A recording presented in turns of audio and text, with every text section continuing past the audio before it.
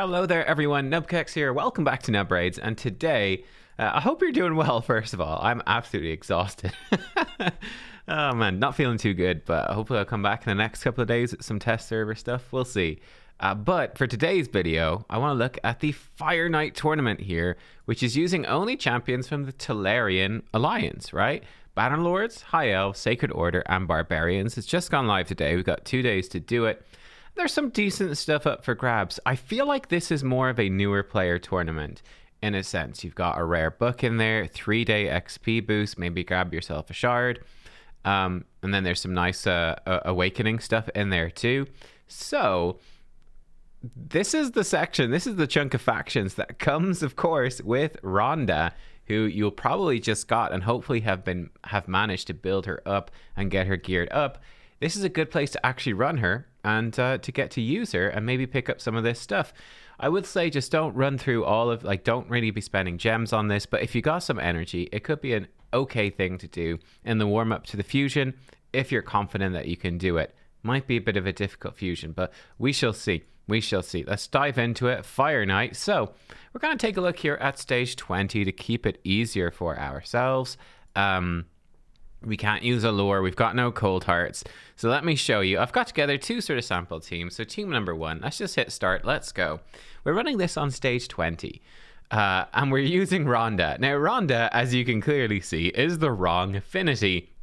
But we're going to be okay. If you've got good gear, you're going to make it through anyway. So you can see she's getting some weak hits, but she's still absolutely clapping.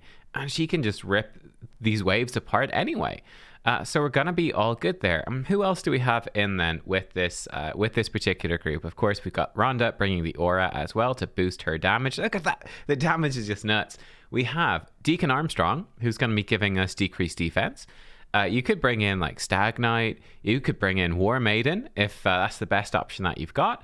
You know, so any of those sort of champions. Deacon's good affinity. He's got a double hit, same as Stag Knight. So I think he's a pretty good option.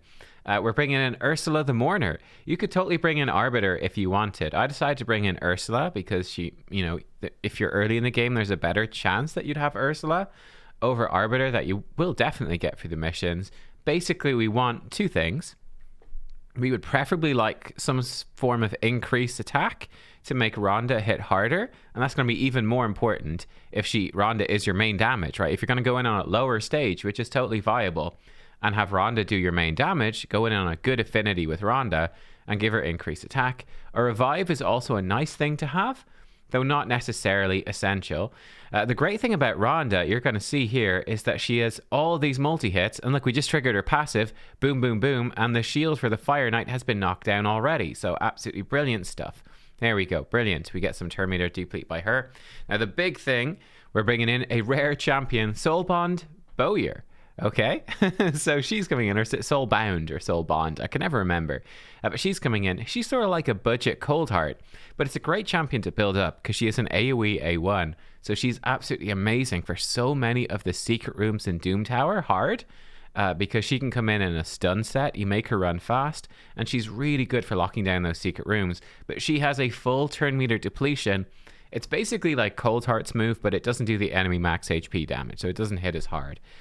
But look, Soulbound Bowyer, you could make her work at level 50 even, because she just sort of needs the utility of draining the turn meter. It's easier if she's at 60, so you can get the extra speed, the extra stats, the extra accuracy, you know, from the banners and the Ascension. It's going to be easier, but not too bad. And then we've got Armiger, who's just an uncommon champion. He's the good affinity. He has turn meter deplete on his A1, and then he's got max HP nukes on his A2.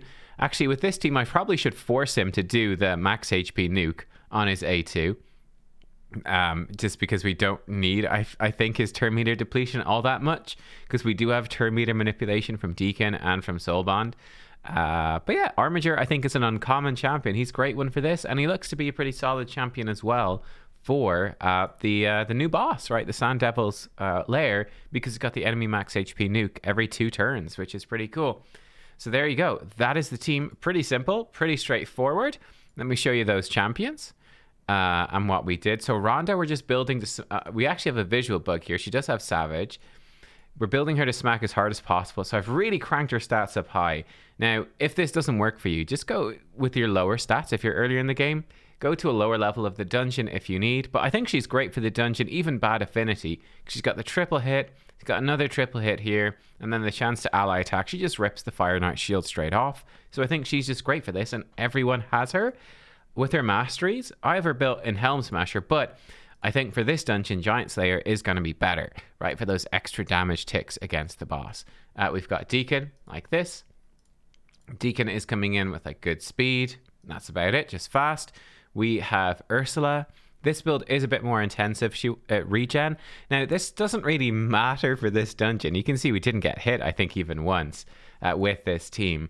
But, you know, good speed, sort of a mix of defensive stats, all of this. This is sort of built up for Hydra. She's an amazing Hydra champion.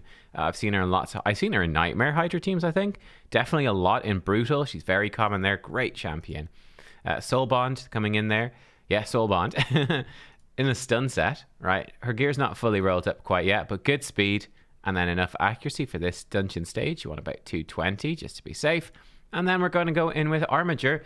And he's built like this, 100% crit rate, a bit of speed, and that's it. To get even more out of this, guys, you also want the 220 accuracy, higher crit damage, more speed, and he's going to be even better. I've got him in terrible gear. You can see he's not rolled up. For his masteries, Helm Smasher is probably the way to go, especially if you want to use him in the new dungeon. So yeah, there you are. That is sort of a budget style team for taking it on. Good builds, but accessible champions. And you get the idea. Now, if I go in, this is the team that I will probably use myself, so you'll get to see a bit of a difference. I'm kind of curious, maybe you can make Royal Guard work. He's just the wrong affinity for stage 20. I wonder if you could. I just got Lysandra very recently. It was during the Morrigan fusion I pulled her. So I'm not super familiar with building teams with Lysandra, to be honest. I've used her in my Dark Fae team now, and she's pretty great for that. But yeah, so I'm not 100% sure, but she's really good here. As you can see, we're going into this, and we just absolutely delete those waves between Ethos and Baron. 2 Void Legendaries, really no problem. We'll be a little bit worse at taking the shield down from the boss here. It's going to take a little bit longer for sure. Here we go. So that's going to slow us down. Actually slow us down a lot. We'll get through it though. There we go. The shield is down. Energize pushes it back. So we might want to be a bit more careful here. But we're getting away with it because it's only stage 20. We're just going to outgear it. So as you can see, like, we wasted Lysandra's turn meter deplete against the shield. It doesn't really matter. There we go. Decreased defense is on. Now we can actually do some damage. But yeah, it's like quick, but it's not crazy quick. I think to do this super fast, you'd want stuff like Septimus, who just one-shot the boss, basically. But yeah, so this is what I'm probably going to be doing. We're running at 60 frames per second, by the way. We're not running unlimited. So if you did unlimited, it might be like 25% faster or something like that.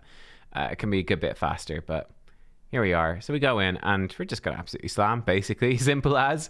That's all there is to it. I don't know, if you guys have a similar team that can do it faster, let me know. I'd be curious. We're going to come in at about 1.5 minutes or so to get it done, which is fine. It's stage 20. Am I going to be doing this, though? For me, no. I'm not going to do it, I don't think. I might slip in and try to do a little bit. If nobody else does it, hey, I might come in and just try to snipe some of these rewards. That would be the main thing. Yeah, I'm not too pushed. Like, I might farm up to like 1,000 for this, maybe. It's a bit tricky right now. We've got the new dungeon to farm, right? I'd probably rather put any spare energy into the new dungeon, and I'm definitely saving all my gems and refills, etc., for the fusion to make sure that we can take on the fusion and do well in that one. So yeah, that's sort of how it looks. What do you guys think? I think it's an okay tournament. Fun to bust out your Ronda, but it is definitely coming at a bad time right before the fusion. I'll see you all next time, guys. Thanks for watching. Goodbye.